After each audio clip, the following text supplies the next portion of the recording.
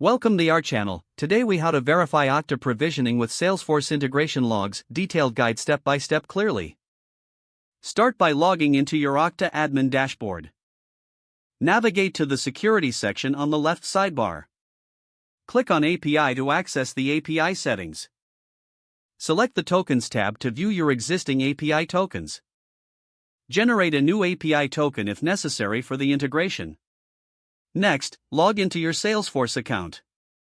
Go to Setup in Salesforce to access the configuration settings. In the Quick Find box, type Apps and click on App Manager. Locate the Okta application from the list of connected apps. Make a note of the connected app's consumer key and secret.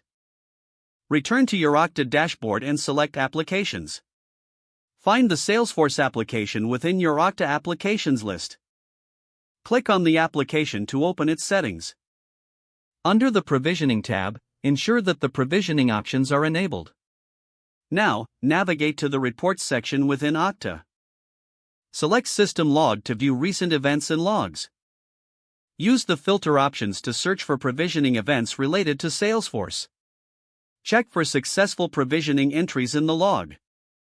Look for any error messages that may indicate issues with the integration. If you find errors, document the error codes for further troubleshooting.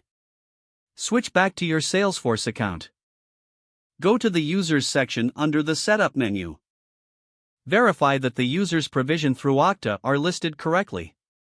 Check user details to confirm that attributes are populated as expected. If any discrepancies exist, revisit the Okta provisioning settings. Make adjustments as necessary to attribute mappings.